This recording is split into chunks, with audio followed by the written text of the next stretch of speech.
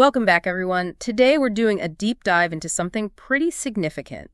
The Unified Technology Investment Directive, version 1.1. That's right. And it's not just some dry report, is it? No, definitely not. It's framed as this crucial strategic blueprint looking way out 2025 all the way to 2050. Yeah, a really long horizon.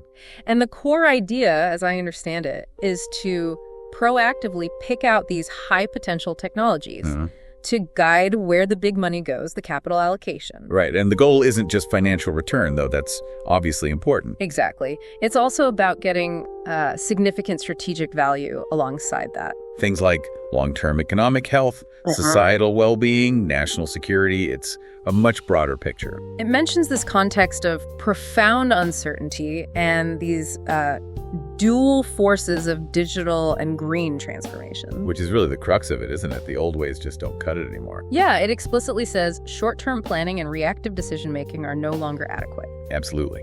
This directive is trying to be a genuine departure from that. So our mission today is really to unpack this whole vision. And it's built on some pretty sophisticated foundations.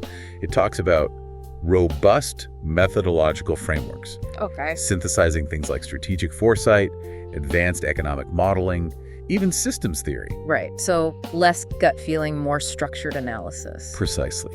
Yeah. And underlying it all are these 5 foundational principles. They call it the robust theoretical bedrock. Ah, yes, I saw those. Anticipatory governance, multi-stakeholder decision theory. Game theory, viability theory, and complexity management. That's a mouthful. It is. But the key point is that these principles push beyond just the financial bottom line. They're prioritizing sustainability, resilience, that strategic value we mentioned. Exactly. It's a different lens for thinking about investment altogether. Okay, let's unpack this. Before we dive into the specific technologies, maybe we should really grasp the philosophy here. These 5 principles sound like they really redefine smart investment. I think that's a good way to put it. They provide a new framework for navigating this dynamic world. So first up is anticipatory governance. It sounds very proactive. It absolutely is. It's about building what they call internal foresight capabilities. Like horizon scanning, scenario planning, that sort of thing. Exactly. The goal is to anticipate emerging trends, identify potential disruptions, basically see things coming. And not just see them, but maybe turn challenges into opportunities. That's the idea. It helps identify what they term always acceptable solutions. Always acceptable. What does that mean in practice? Solutions that are robust, that work across a range of possible futures. It helps avoid miscoordination or betting on the wrong horse, so to speak. Okay, mitigating risk through foresight. Makes sense. Then there's multi-stakeholder decision theory. Investment decisions are rarely simple, right? Lots of people involved. Absolutely. You've got investors, obviously, but also developers, employees, customers, regulators, a whole ecosystem. And they don't always want the same thing. Precisely. So this principle is about aligning those diverse interests. It explicitly mentions multi-attribute utility theory, or MAUT. Yeah, it's a methodology. It helps evaluate different scenarios against multiple objectives, each with its own weighting. So you're not just looking at profit. No. The idea is that value has to include social factors, ethical considerations, environmental impact. It's a much broader definition than just dollars and cents. Interesting. So trying to quantify the unquantifiable in a way. Sort of, yes. Or at least make those factors explicit in the decision-making process. Okay, next up, game theory. This sounds like it's about strategy, anticipating others' moves. Exactly.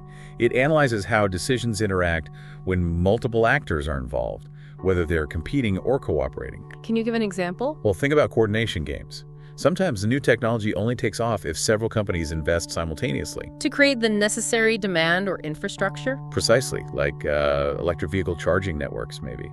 Game theory helps model those situations. And it mentions mean field games? MFG. Yeah, that's a more advanced technique for modeling situations with really large populations of actors. Like predicting mass adoption of something. Exactly. It helps forecast how technologies like AI or new energy solutions might spread by looking at anticipation effects, how people's expectations influence their behavior. So you can identify potential tipping points. That's the goal, knowing when something might suddenly take off. All right, then viability theory. This sounds like it's focused on long-term sustainability, keeping systems running. That's a good way to think about it. A key concept here is the viability kernel.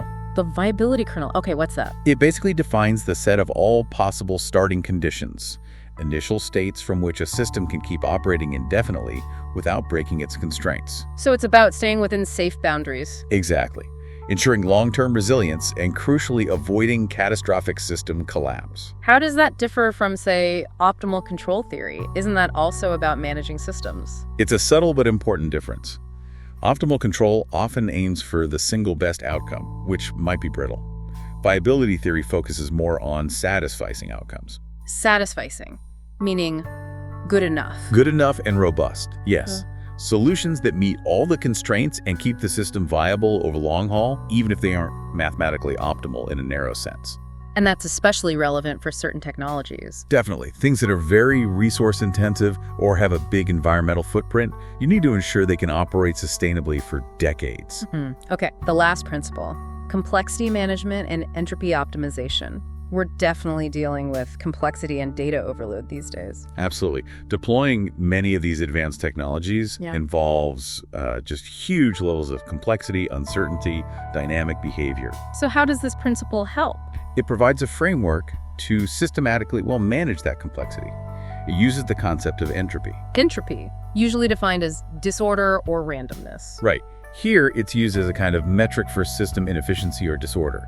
The idea is to identify, measure, analyze, and then control that complexity. To optimize things, like resource management. It's exactly. Optimize resource management, deployment strategies.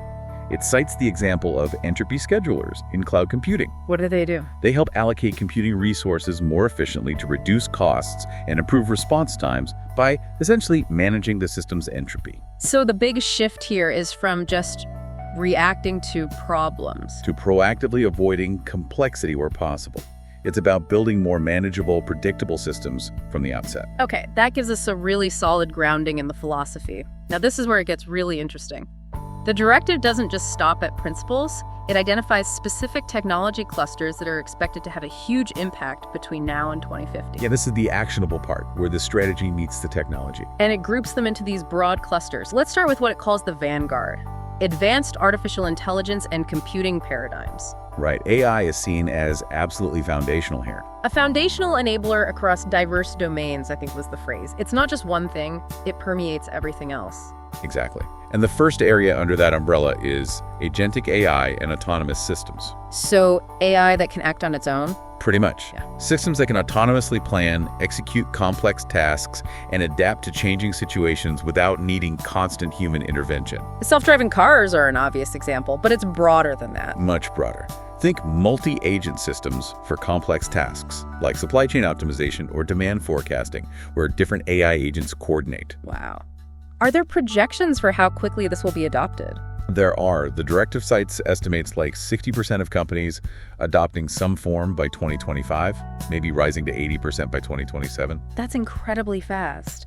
And the impact? Potentially huge. They mentioned things like 35% productivity gains, maybe 20-30% reductions in operational costs in some sectors. But there must be challenges too. It's not all smooth sailing. Oh, absolutely. Regulatory hurdles are a big one. Safety concerns, ethical questions. It's complex territory. Okay, then there's micro LLMs and edge AI. What's the distinction here? AI getting smaller. Exactly. These are compact, highly efficient AI models designed to run locally on devices, rather than relying on massive cloud data centers. So processing data right on your phone or a sensor or a car? Precisely. The big advantage is reducing data latency, the delay in sending data back and forth. And minimizing dependence on constant cloud connection, which could be important in some situations. Definitely. Think remote locations or situations where connectivity is unreliable or insecure. What's the value proposition beyond that? Significant cost efficiency is one aspect. Also enhanced privacy and security, since sensitive data might not need to leave the local device. And probably reduced energy consumption compared to huge data centers. And that too. It's a key benefit. The directive mentions an embedded AI market estimated at $12.07 billion in 2025. An edge AI platform revenue potentially exceeding $140 billion by 2032. That's massive growth. It is, but there are challenges here too. One mentioned is the high total cost of ownership, apparently 40-60% above just the hardware costs. So implementation isn't trivial. Next up is neuromorphic computing. This sounds really futuristic tech that mimics the human brain. That's the core idea, yeah. It aims to directly mimic the architecture, and the functionality of the human brain. How does it actually do that? It often uses things called spiking neural networks, or SNNs, which process information more like biological neurons do, using electrical pulses or spikes. And the big advantages? Energy efficiency, primarily. Potentially orders of magnitude more efficient than traditional computing architectures for certain tasks. Wow, orders of magnitude, that's huge, especially with AI's energy demand. Exactly. And also potentially high performance because they can do a lot of parallel processing, like the brain, with very low latency. What kind of applications are we talking about? Things like enhancing autonomous vehicles, real-time sensor processing, advanced pattern recognition, cybersecurity, tasks that benefit from that brain-like efficiency. Are there downsides? Yeah, it's still an emerging field. One challenge mentioned is that converting traditional deep neural networks to SNNs can sometimes decrease accuracy, and development costs are still high. Okay, and then the really big leap, quantum computing. Right. This is where we start leveraging the weirdness of quantum mechanics, superposition, entanglement. To perform calculations that are just impossible for classical computers. Essentially, yes. Problems that would take a classical computer billions of years, a quantum computer could potentially solve much faster. What's the timeline on this? Is it still decades away? Maybe not. The directive suggests practical quantum advantages anticipated within years rather than decades for certain specific problems. Really? Within years? That's the projection. And the market growth reflects that optimism, projected at $3.62 billion in 2025, going to over $14 billion by 2029. That's a compound annual growth rate of over 40%. And the potential impact? Massive. The potential to disrupt trillion-dollar industries, things like drug discovery, materials science, cryptography, financial modeling. But the challenges are still pretty significant, right? Keeping qubits stable. Huge challenges, yes. High error rates, maintaining qubit coherence, scaling up the number of qubits. It's incredibly difficult engineering. Then there's something called DNA computing. Is this actually using DNA for computation? Literally, yes. Yeah. Using DNA molecules themselves to perform computations, and importantly, for data storage. Why would we do that? Two main reasons highlighted. One is energy efficiency, potentially highly energy efficient computing. The other is data density. DNA can store information incredibly densely. So, potentially addressing that extinction event mentioned earlier about AI energy demands. That's one angle. Offering a way to handle massive computations and data storage without overwhelming our energy supplies. And the storage aspect. DNA is chemically stable. Data stored in DNA could potentially last for centuries, far longer than current magnetic or optical media. Ultra-dense, long-term archiving. Where's this tech now? It's definitely still in the research and experimental stages. Not something you'll see commercially tomorrow, but the long-term potential is profound. Okay, moving from DNA to bio-inspired computing. Is this similar to neuromorphic learning from biology? It's related but broader. Neuromorphic specifically mimics brain architecture. Bio-inspired computing draws models and principles from all sorts of biological systems. To replicate their efficiency or adaptability? Exactly. Replicating nature's efficiency, adaptability, and robustness. It mentions Alan Turing's early ideas about morphogenesis and IBM's work on brain-inspired chips as examples. So what's the payoff? Enhanced problem solving for really complex tasks, and potentially more robust and adaptable AI systems that can handle novelty and uncertainty better, like biological organisms do. And bio-integrated or organic electronics. This sounds like flexible tech, maybe even wearable. That's a big part of it. It involves using conductive organic materials rather than silicon, and sometimes merging biological components directly into electronic devices. You already see some of this, right? Like OLED displays. Exactly. OLEDs are a prime example. But the potential goes much further. The directive anticipates significant developments by 2025. And the market potential is huge. Astronomical, apparently. Yeah. Projected to reach $3.455 trillion by 2032. That's a massive growth rate. Wow, what's driving that? What's the value? Lower production costs compared to silicon in some cases, the ability to make devices thinner, lighter, more flexible, and more energy efficient, plus an inherent sustainability advantage. So think flexible screens, wearable sensors, maybe even implantable devices down the line. All of the above. It opens up a whole new design space for electronics. All right, that covers the AI and computing cluster. Let's shift gears to the next major area, sustainable energy solutions and climate tech. A critically important cluster, obviously, given the global focus on decarbonization and climate resilience. Yeah, the directive frames this as absolutely urgent. First on the list is small modular reactors, or SMRs. Right. We touched on nuclear earlier. These are advanced reactors, but much smaller than traditional plants. And the modular part means they can be factory built. Largely, yes. Yeah. Which brings down upfront capital costs significantly, maybe $1 to $2.5 billion per unit, versus tens of billions for a large plant. Making them easier to finance and deploy faster. That's the idea. Deployments are projected for the late 2020s or early 2030s, with huge investment expected over $300 billion by 2040. And they're not just for electricity.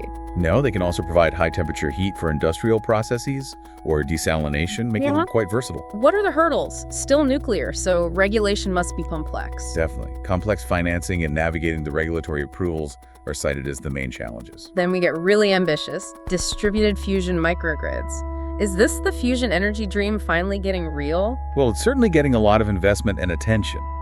The concept is harnessing nuclear fusion, the power source of stars, for clean energy. And the distributed microgrid part means small, local fusion generators. Potentially, yes. Modular, maybe even container-sized fusion generators eventually. It's a very long-term vision. But some companies have ambitious timelines. Extremely ambitious. Helion Energy, for example, has stated plans to deliver commercial fusion power to the grid by 2028. We'll see. If it works, the payoff is almost unimaginable. Limitless clean energy. That's the promise. Plus, potential for significant cost reductions in future reactors, maybe up to 50%. But let's be realistic, the scientific and technical challenges are still immense, right? Absolutely immense. Achieving stable, sustained fusion reactions that produce more energy than they consume. It's arguably one of the hardest engineering challenges humanity has ever undertaken. Okay, back down to earth slightly. Sustainable aviation fuel, or SF. Making air travel greener. Yes, a critical piece of the decarbonization puzzle, since aviation is hard to electrify directly. SF is a renewable alternative to conventional jet fuel. Made from biomass, waste oils. Things like that, yes. And the key benefit is reducing aviation emissions significantly, potentially, by up to 80% over the fuel's life cycle. Is the market taking off? It's surging. Estimated at over $2 billion in 2025, projected to hit over $25 billion by 2030. That's a huge growth rate, around 65% annually. So what's the catch? Cost and supply, mainly. Currently, S is 2 to 3 times more expensive than conventional jet fuel, though that's expected to come down. And there isn't enough of it yet. Exactly. There's a chicken and egg problem. Yeah. Airlines hesitate to commit without guaranteed supply, and producers hesitate to invest without guaranteed demand. So it needs a push. Definitely. The directive highlights the need for strong policy incentives and a lot of collaboration across different sectors to really scale it up. And there's direct air capture, DAC. You called this literal carbon vacuuming earlier. Yeah, that's a decent analogy. These technologies are designed to pull euros directly out of the ambient air. As opposed to capturing it at the source, like a power plant smokestack. Exactly. This captures historical emissions already in the atmosphere. The captured euros can then be stored permanently underground or potentially used to make other products. Is this seen as a major solution? It's seen as a necessary tool, especially for counteracting emissions that are very hard to eliminate otherwise. The market is projected to grow incredibly fast, from maybe $166 million in 2025 to potentially $50 billion by 2037. Wow. Are there ways to make money from this? Yes, things like carbon credits. In the U.S., the 45Q tax credit pays up to $180 for every ton of euros captured and stored. But it's expensive to do, right? And uses a lot of energy. Those are the main challenges, yes. Current costs are high, somewhere between $250 and $600 per ton. And it does require significant energy input, which ideally needs to be from clean sources. Regulatory frameworks are also still developing. Okay, what about tapping the Earth's own heat? Advanced geothermal energy systems, or EGS? Right. Traditional geothermal power relies on naturally occurring hot water or steam reservoirs near the surface. EGS goes deeper. How does it work? It involves drilling into deep, hot, but dry rock formations and creating an artificial reservoir by fracturing the rock and injecting water. So you create your own geothermal source? Essentially, yes. The injected water heats up, is brought to the surface, and used to generate electricity, providing a reliable 247 low-carbon power source. What's the potential scale here? Potentially huge. The U.S. DOE sees potential for a 20-fold expansion in the U.S. by 2050. and there's significant public funding going into it. The big advantage is that it's constant, unlike wind or solar. Exactly. Reliable. 247 clean baseload power, plus low operating costs once it's set up. The main hurdles are the high upfront drilling costs and the technical challenges of creating and managing these deep reservoirs. Moving from energy to another critical resource, water. Advanced water purification and desalination. Absolutely vital, especially with increasing water scarcity driven by climate change and population growth. This is about turning unusable water sources into drinking water. Primarily seawater, or other sources too. Mostly seawater and brackish water, water that's salty, but less so than the ocean. Is the technology getting cheaper? Desalination used to be famously expensive. It is. Costs have come down significantly and are projected to fall further, maybe 20% in the next 5 years, and potentially up to 60% over the next 20 years. So it's becoming a more viable solution. Increasingly so. It offers a sustainable, drought-proof water supply, which is invaluable in many regions. What are the remaining challenges? Still energy intensive. Energy consumption is still a major factor, though efficiency is improving. And then there's the issue of brine disposal. Yeah. The concentrated salty water left over from the process needs to be managed carefully to avoid environmental harm. High initial capital costs are also a factor. Okay, and energy storage is crucial for renewables. What's happening with next-generation battery technology beyond lithium-ion? This is a huge area of research. The goal is to overcome the limitations of current lithium-ion batteries in terms of performance, safety, cost, and sustainability. What are the main contenders? Solid-state batteries. Solid state is a big one. Replacing the liquid electrolyte and lithium-ion batteries with a solid material promises higher energy density and improves safety, less risk of fire. How close are those? Automakers are actively testing them, aiming for inclusion in EVs around 2025, with mass production potentially starting around 2028. Are there other chemistries being explored too? Yes, things like sodium-ion batteries, which avoid reliance on lithium and cobalt, or advanced flow batteries for grid-scale storage. So the benefits are better performance, safety, maybe longer lifespan. All of those, plus potentially using more abundant and ethically sourced materials, and eventually lower costs. Supply chains for materials like lithium and cobalt remain a challenge, though. And finally, in this energy cluster, the really out there idea, orbital solar power, collecting solar energy in space. It sounds like science fiction, but serious work is underway. The concept is exactly that. Huge solar arrays in orbit collecting sunlight 24/7. And beaming the power down to Earth wirelessly. Exactly, using microwaves or lasers to transmit the energy to receiving stations on the ground. Is anyone actually planning this? Yes. The UK's Space Solar Initiative, for example, aims to have an operational system by 2030 and scale up to 15 gigawatts by the mid-2040s. That's a significant amount of power. What makes it worth the immense cost and complexity? Consistent power, no nights, no clouds. Higher efficiency of solar collection in space. Reduced land use on Earth compared to terrestrial solar farms. And it directly addresses the intermittency problem of ground-based renewables. So potentially a game changer for clean baseload power. Potentially, yes. But the initial investment, the logistical challenges of building and maintaining such systems in space, and the efficiency of wireless power transmission are all major hurdles to overcome. Okay, let's move to the third major technology cluster, transformative biotechnologies. The directive says this will reshape life itself. That's a pretty bold claim. It is, but the potential impact across food, health, materials. It's hard to overstate. This cluster really deals with manipulating biological systems at a fundamental level. Starting with synthetic biology, what does that entail? It's essentially applying engineering principles to biology. Designing and building new biological parts, devices, and systems, or redesigning existing natural systems for useful purposes. Like engineering microbes to produce chemicals or fuels. Exactly. Using renewable feedstocks like sugars and biological processes, enzymes, microbes under mild conditions to create valuable products, sustainable materials, chemicals, fuels. Is this commercially viable yet? Very much so, and growing rapidly.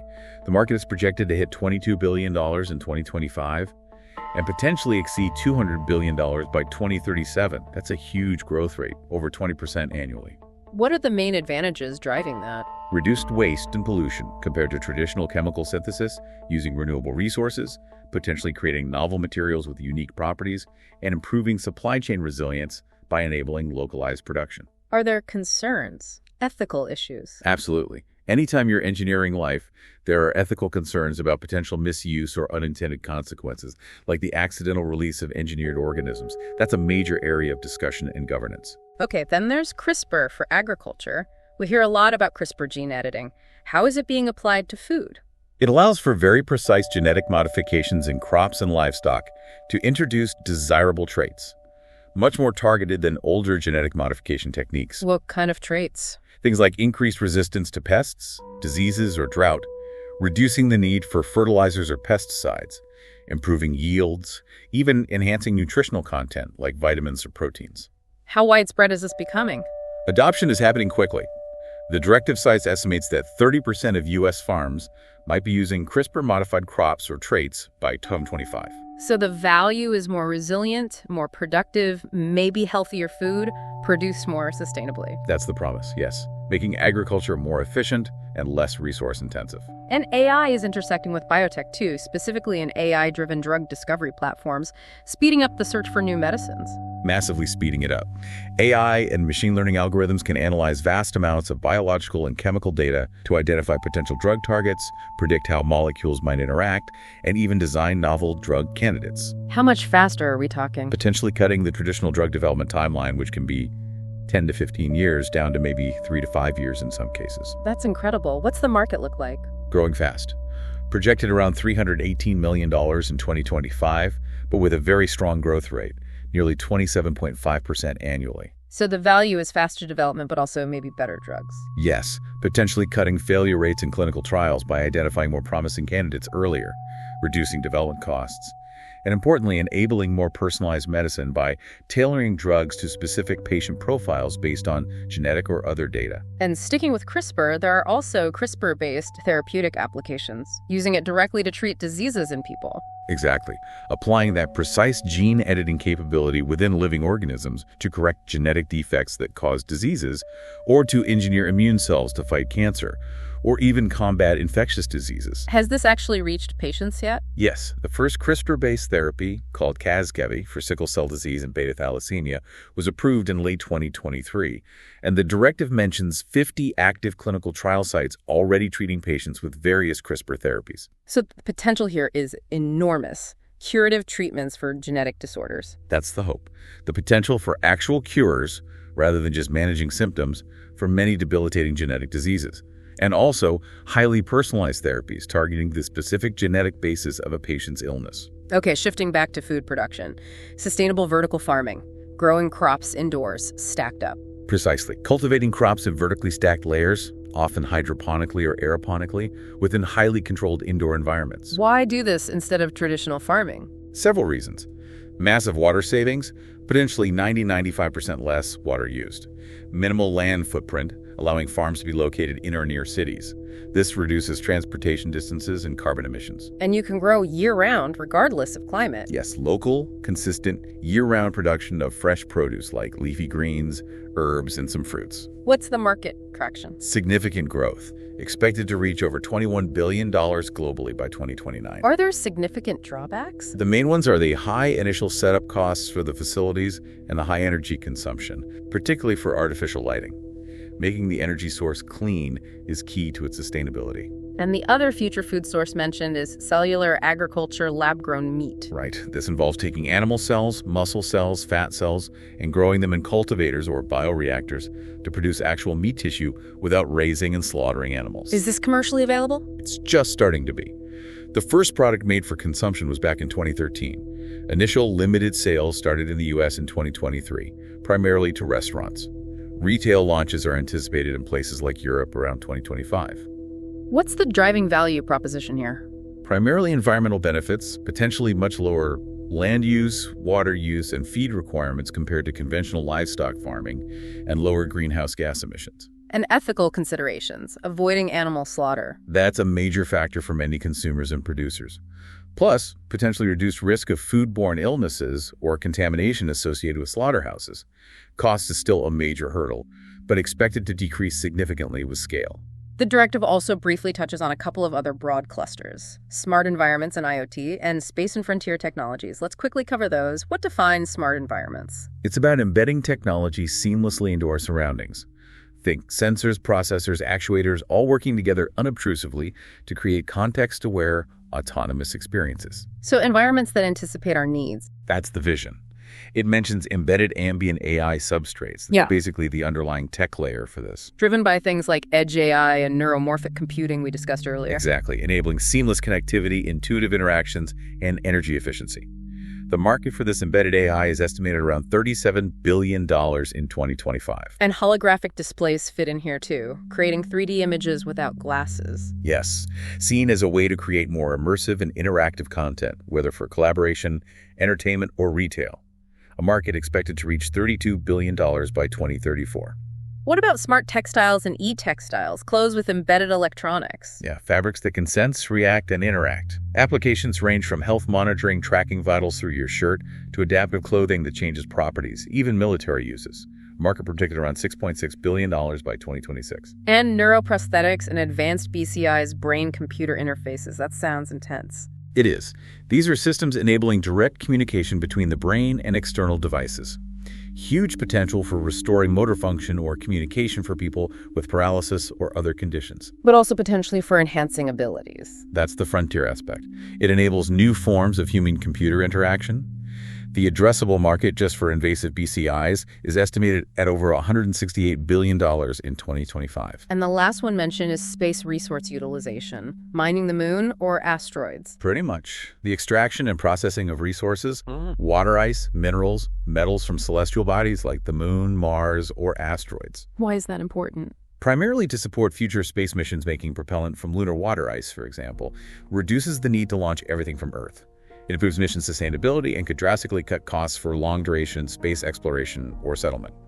The market was already estimated at $1.5 billion in 2023 and is expected to grow rapidly. Okay, so we have the principles, we have the tech clusters. How does the directive suggest we actually make this happen? What are the recommended investment pathways? It mentions a holistic approach. Right, it's not just about picking winners. It lays out 3 core elements for how to foster this technological future. What's the first one? Strategic partnerships. The emphasis is on fostering collaborative ecosystems. Bringing together academia, industry, government. Exactly. Especially for really complex, capital-intensive technologies like quantum computing or scaling up sustainable aviation fuel, the idea is that no single entity can do it alone. It's about collective value creation and sharing risk. Makes sense. What's the second pathway? Robust R&D funding. This is highlighted as absolutely essential, particularly for de-risking those really nascent early-stage technologies. Providing that crucial early investment to get ideas off the ground. Precisely. It specifically calls out technologies like neuromorphic computing, quantum DNA computing, SHU-SAF, DAC, EGS, advanced water purification, next-gen batteries, all needing sustained R&D support to reach maturity. So patient capital for deep tech. Essentially, yes. Targeted investment to bridge the gap from lab to market. And the third pathway? Enabling infrastructure. This is critical. You can have the best technology in the world, but without the right infrastructure, widespread adoption just won't happen. What kind of infrastructure are we talking about? It varies depending on the technology. It could be specialized hardware, like the AI accelerator chips, neuromorphic chips, or the data centers needed for quantum computing. Or advanced manufacturing capabilities. Yes, being able to actually produce these new technologies at scale. And things like widespread connectivity, robust 5G networks, and beyond are crucial for many AI and IoT applications. And specific examples like bioreactors for cellular agriculture. Or the pipelines and storage sites needed for direct air capture, or the charging networks for EVs powered by next-gen batteries. Infrastructure is the physical foundation that allows these innovations to deliver real value. Wow. Okay, so we've covered a huge amount of ground here, this Unified Technology Investment Directive. It's incredibly broad, going from these deep foundational principles like anticipatory governance and viability theory, all the way to specific technologies like quantum computing, synthetic biology, orbital solar power. Exactly. And it's clear this isn't just a list of cool tech. It really is presented as a strategic vision underpinned by these sophisticated concepts. Yeah, the interconnectedness is key. The advances in AI enable breakthroughs in biotech and energy, which in turn require new computing paradigms and infrastructure. It's all linked. And the underlying message seems to be about taking a deliberate, proactive approach. Definitely. Moving beyond just reacting to crises or short-term market fluctuations, and instead trying to actively shape a more resilient, sustainable, and prosperous long-term future by tackling these really significant global challenges and opportunities head-on. It really makes you think. Consider this as we wrap up. We've heard about this unprecedented blueprint, this deliberate shaping of our collective future. How might the intricate convergence of all these powerful technologies, from DNA computing to orbital solar power, from AI-driven drug discovery to neuromorphic systems, all guided by this long-term vision for sustainability and well-being? How might that fundamentally redefine not just industries, but the very fabric of your daily life? Perhaps in ways we can barely even begin to imagine today, as these innovations weave themselves into every experience, from how you communicate to how you eat, how you work, and how you simply exist within your environment. Something to ponder.